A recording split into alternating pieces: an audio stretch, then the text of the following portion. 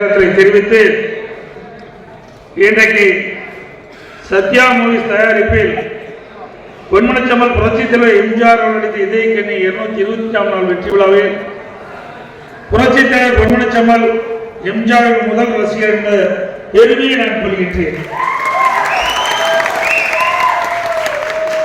திரையரங்கில் நேரில் சென்று திரைப்படம் பார்ப்பது பல ஆண்டு ஆகிவிட்டது. நான் திரையரங்கு 25 ஆண்டுகள் ஆகிவிட்டது. 25 ஆண்டு 26ஆம் ஆண்டு தான் திரையரங்கு திரைப்படத்தை நான் பார்க்கின்றேன்.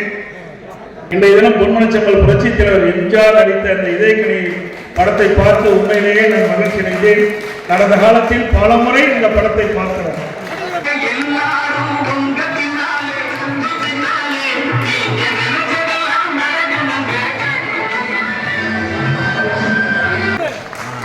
புரட்சித் தலைவரின் புகழையும் பெருமையும் புரட்சித் தலைவரின் புகழையும் பெருமையும் அனைத்து இந்திய அண்ணா திராவிட முன்னேற்ற கழகத்தின் சார்பிலும் நான் தனிப்பட்ட முறையில் என்றென்றும் காப்பேன் என்று இந்த நேரத்தில் தெரிவித்துக் கொள்கிறேன்.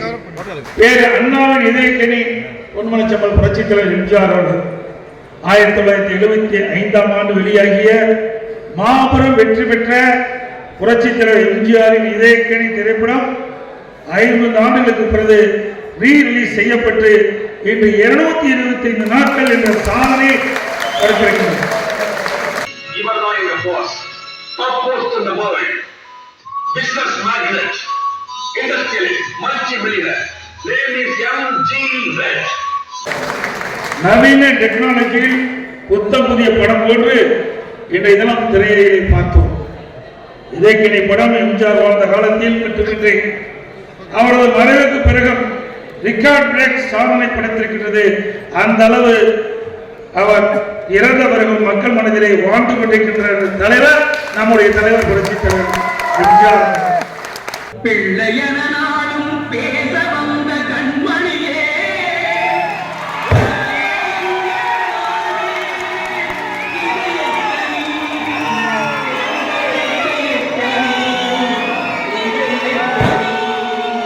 புரட்சித் தலைவர் எம்ஜிஆர் பெயரை சொல்லாமல் சினிமாவிலும் சரி அரசியலும் சரி யாரும் நினைத்திருக்க முடியாது. அந்த அளவுக்கு மக்கள் சக்தி படைத்த தலைவர் புரட்சித் தலைவர் எம்ஜிஆர் அவர்கள்.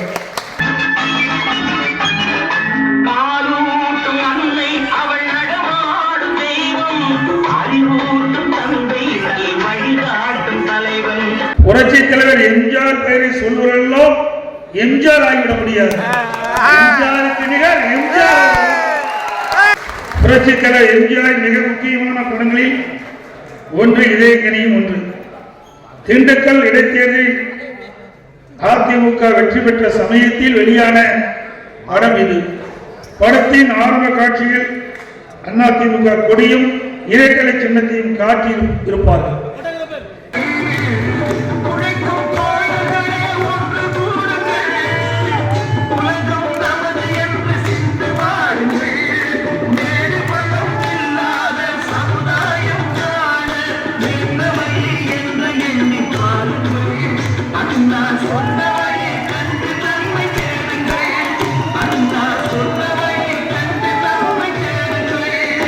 இந்த படத்திற்கு இதயக்கண்ணி என்று பெயர் சூட்டப்பட்டது ஒரு சுவையான வரலாறு. அதாவது நாடோடி மன்னன் படத்தை பல்வேறு சிரமங்களுக்கு மத்தியில் ரிலீஸ் செய்தார் நம்முடைய தலைவர் புரட்சித் தலைவர் எம்ஜிஆர் அவர்கள்.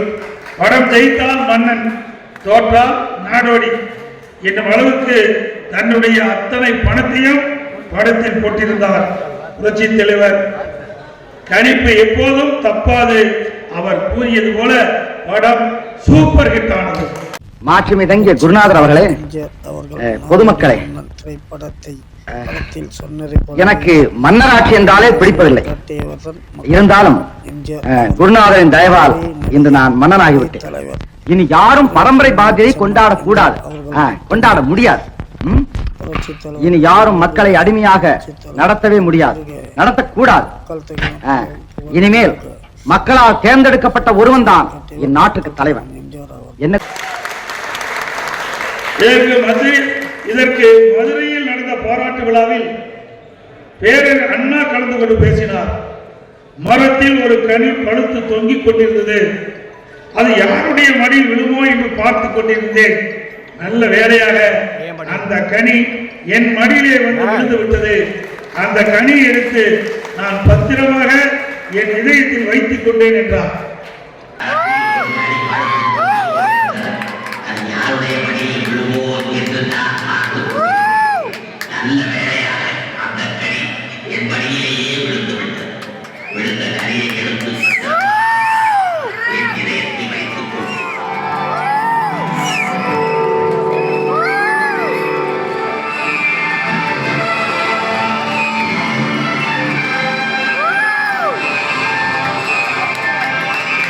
புரட்சி தலைவர் தான் அண்ணாவின் இதயக்கனி. இதை எல்லா இடங்களிலும் சொல்லி பெருமைப்படுவார் நம்முடைய தலைவர் புரட்சி தலைவர் எம்ஜிஆர் அவர்கள். அதனாலே அண்ணாவின் வார்த்தைக்கு வடிவமளிக்கும் வகையில் சத்யா மூவி சார்பில் மரியாதைக்குரிய ஆர் வீரப்பன் அவர்கள் தயாரித்த படத்துக்கு இதயக்கனி என்று பெயர் சொல்லப்பட்டது.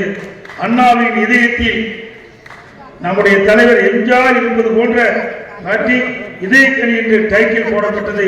அப்போது சினிமா தியேட்டரில் அத்தனை மக்களும் கைதட்டி பாராட்ட பெற்றார். அன்று கிடைத்த அதே நிகழ்ச்சி எனக்கும் ரசிகர்களுக்கும் இன்றும் கிடைத்துக் கொண்டிருக்கிறது.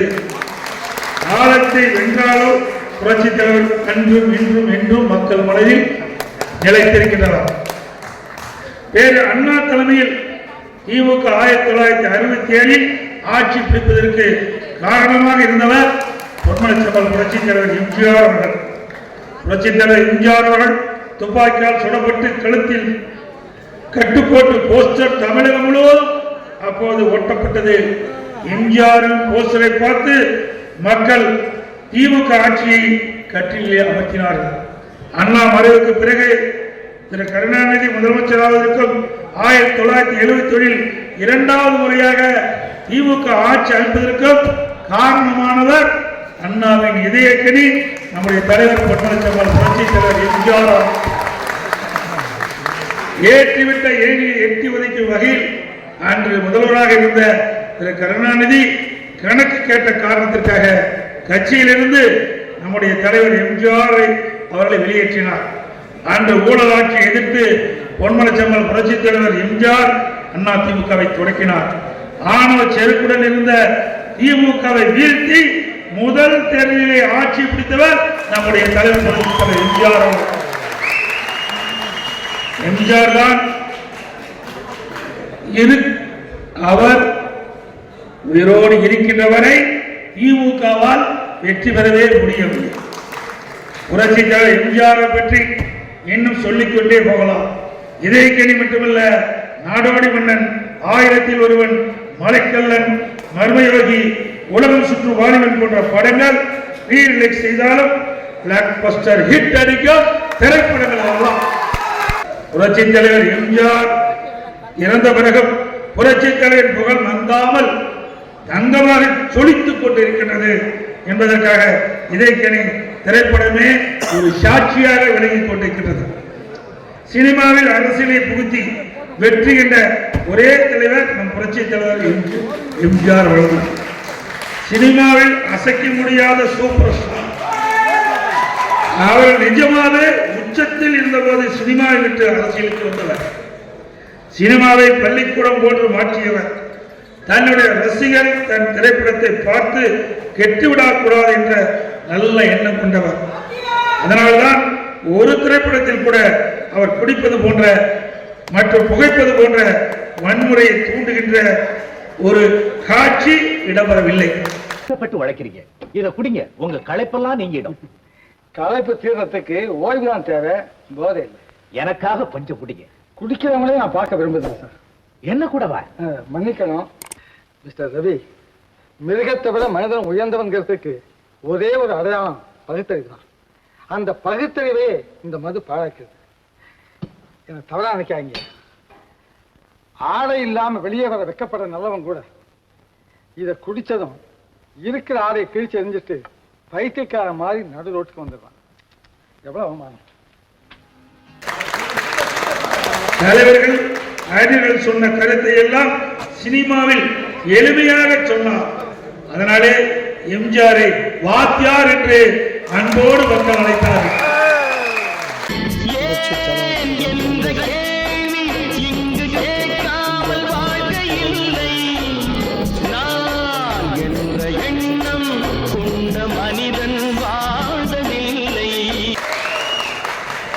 இன்றைக்கு யாராவது திரைப்படத்தில் நடித்துவிட்டு எம்ஜிஆரை போல் கனவு காண்கின்றார். ஒருபோதும் கனவு தன் புரட்சி தலைவர் எம்ஜிஆர் அவர்கள் உயிரோடு இருக்கின்ற பொழுது கொடுத்து கொடுத்து சிவந்த கணத்துக்கு சொந்தக்காரர். இந்த மண்ணிலே மறைந்தாலும் அவர் இன்றைக்கு மக்கள் மனதிலே வாழ்ந்து கொண்டிருக்கின்றார்.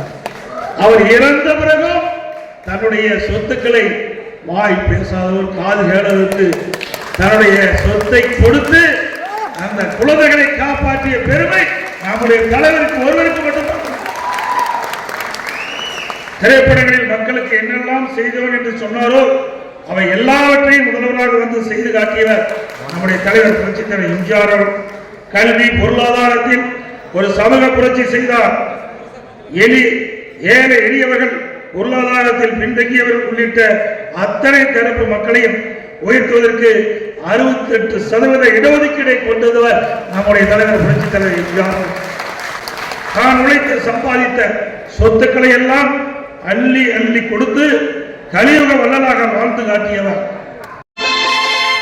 மூன்றெழுத்தில் என் மூச்சிருக்கும், அது முடிந்த பின்னாலும் பேச்சிருக்கும்.